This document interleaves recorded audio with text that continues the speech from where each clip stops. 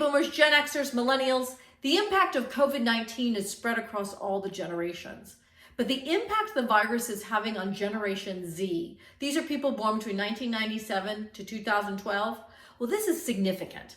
And the reason being is because Generation Z is just beginning their careers, so they will suffer the fallout from the pandemic much longer. Hi, my name is Megan Johnson. I'm a generational humorist and a professional speaker. I've been writing and talking about the multiple generations we work with and we live with since about 1997, when I was the younger generation. And this Generation Z, this younger generation, well, they're just finishing school, or maybe they've been spending the first few years in their careers. We often think of millennials as the neophytes in the professional world, but we've been mistaken. Many millennials are already in their 30s. They have families, they hold management positions in companies. They have several years under their belt in the working world. Gen Z, however, is just getting started. This means the freshman years of their professional lives will be plagued with record unemployment, layoffs, and job attrition. Gen Z is getting hit with a double whammy: downturn in the economy and a fast-spreading virus with no playbook to fall back on. Gen Z's lack of experience in situations like these make companies' behavior during this uncertain time more vital. It would be easy to discount Gen Z's perception during this time. They're new to the workforce and may be perceived as not having a voice in the adult world. With the current level of uncertainty in the corporate arena, it would be easy to dismiss their viewpoint. That would be a mistake. It may seem hard to imagine now, but there will come a time when the economy changes and the skill set that Generation Z brings to the marketplace will be in high demand. Just think about all those millennials back in 2008. Many of them graduated college with zero job prospects. Less than 10 years later, they were in the driver's seat when it came to choosing where they wanted to work and what kind of environment they wanted to work in. Additionally, Generation Z has already demonstrated they're a proactive generation. According to Girls with Impact report, 65% of Gen Z rank making a difference to a cause they care about as a major priority.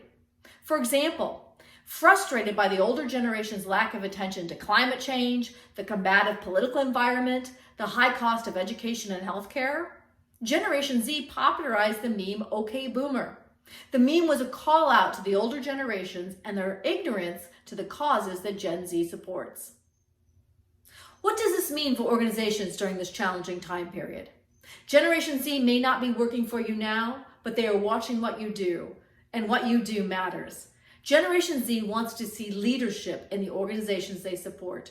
Just like Gen Z's response with "Okay Boomer," Gen Z will not abide by an organization that does not respond appropriately during the healthcare crisis. Here are some examples of companies doing small things to make a big impact during the pandemic. Landsharks. Now, if you've heard me speak previously, you probably have heard me mention this store. It's an independent clothing store in, I hope I say this right, Saugatuck, Michigan. Saugatuck? Hopefully I got that right. Well, the owner, David Locker, and his wife, they have begun hosting happy hour on Facebook Live. It's titled Happy Hour with the Sharks. They play a drinking game, all the while giving away gift cards, promoting other Michigan independent stores, and celebrating high school graduates who will not be having a traditional ceremony this year. The happy hours are highly interactive and they are hilarious to watch. You do not have to be a Michigan resident to love what the owner, David Locker, and his wife are doing for their community. Arizona restaurants Beckett's Table and their sister restaurant Southern Rail launched Arizona wines for Arizona front lines. Now, this is a favorite of mine because I'll tell you, it's in Phoenix, Arizona, my hometown, and I love both of these restaurants. They're fabulous. But this program, Arizona Wines for Arizona Front Lines, this program not only promotes small Arizona wineries, because here's a little side note, yes, alcohol sales in general are up during the pandemic, but sales for small wineries, small distilleries, they have suffered. It's the big producers that are getting lots of sales in grocery stores. But this program promotes small wineries, but it also recognizes an Arizona frontline hero with a complimentary bottle of Arizona wine. When the Clermont Club, a fitness center in Southern California, closed its doors during shelter in place, CEO Mike Alpert asked the members if they'd be willing to continue to pay their dues even though the club was closed. With the members continuing to pay, the employees of the club would continue to receive their paychecks and their health care benefits. 90% of the members chose to continue to pay their dues. Mike Alpert said, "It's not about the money this year, it's about the people."